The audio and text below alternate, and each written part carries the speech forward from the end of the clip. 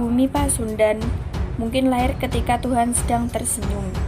Tapi malam itu, sejarah menunjukkan bahwa amarah kita juga bisa berkobar. Inilah kisah bagaimana seorang perwira muda dihadapi dengan dilema besar, antara menyerah demi mengurangi pertumpahan darah atau berkorban sampai titik penghabisan. Awalnya, kemerdekaan Indonesia jadi angin segar bagi api semangat para pemuda. Di berbagai penjuru, mereka menjatuhkan tentara-tentara Jepang. Para penggerak inilah yang membentuk cikal bakal TNI. Salah satu anggota tentara itu adalah seorang perwira dari tentara Hindia Belanda, yaitu Abdul Haris Nasution. Tak lama setelah tentara kita berdiri, sekutu datang. Meskipun awalnya biasa-biasa saja, perlahan mereka menentang para pejuang. Gesekan-gesekan antara rakyat Indonesia dengan orang Inggris dan Belanda semakin memercikan api yang lama-kelamaan terus membesar. Rakyat Bandung dihantui kengerian akan pertempuran Surabaya yang penuh darah.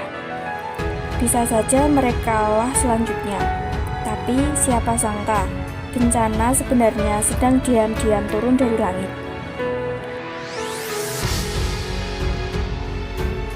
Bandung tiba-tiba diterjang banjir besar.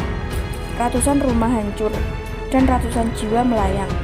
Tapi saat-saat terlemah itu, Inggris dan Belanda justru menyerang para korban banjir tanpa pandang bulu. Bahkan sampai berbulan-bulan setelah itu pun konflik tidak juga berhenti.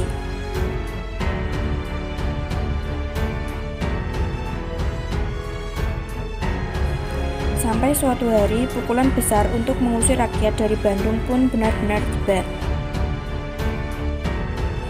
Tentara Sekutu mengeluarkan ultimatum kedua.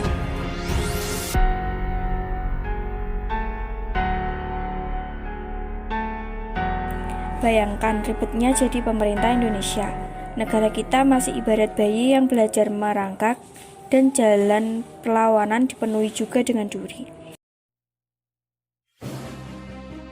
Oleh karena itu, kolonel muda kita Nasution setiap menempuh jalan berdarah itu. Tapi Sultan Syahrir selaku Perdana Menteri Indonesia tak mau melihat tumpah darah lagi. Akhirnya perintah itu pun datang. Seluruh warga Bandung harus menuruti ultimatum itu dan pergi.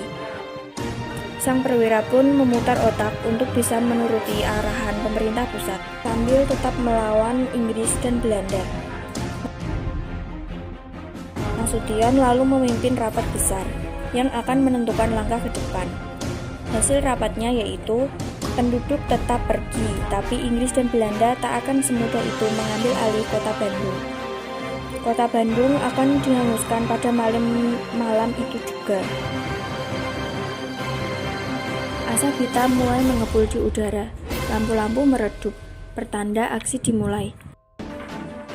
Para tentara membakar gedung-gedung penting dan orang-orang biasa membakar rumahnya sendiri-sendiri. Di tengah segala keributan, dua orang pemuda membawa misi rahasia.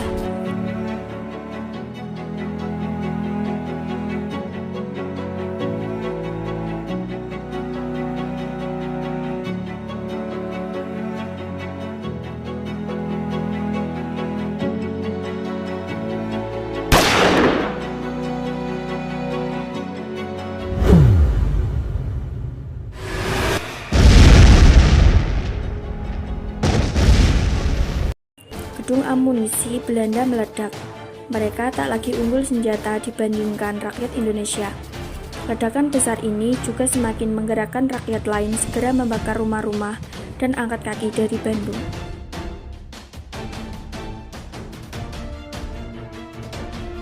Waktu itu masih tengah malam, tapi para binatang mungkin mengira kalau sudah waktunya fajar. Pesuruh kota Bandung berubah merah menyala. 200.000 lebih orang telah mengungsi. Tentara Inggris dan Belanda pun tak berkutik di tengah penuh arang dan abu. Tapi rakyat tak lantas menyerah. Amarah mereka menyampaikan satu pesan. Percayalah bahwa Indonesia akan menjadi neraka bagi para penjajah.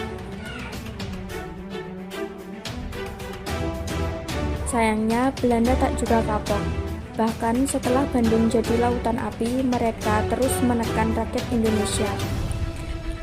Sampai suatu hari tentara besar kita berdiri dan menyatakan bahwa bertahan sudah cukup. Ini waktunya angkat senjata dan menyerang. Ialah Jenderal Sudirman. Sekian yang dapat kami sampaikan, semoga bermanfaat. Berikut nama anggota kelompok kami. 1. Ahmad Islahul Hafid, absen 4. 2. Dwiki Fajar Arfianto, absen 10. 3. Fitriani Rohimah, absen 13. 4. Miftah Rizky Nur Amalina, absen 18. 5. Muhammad Zainuddin, absen 23. 6. Nurul Fadlia Al-Fatirah, absen 31. 7. Tati Hidayati, absen 37.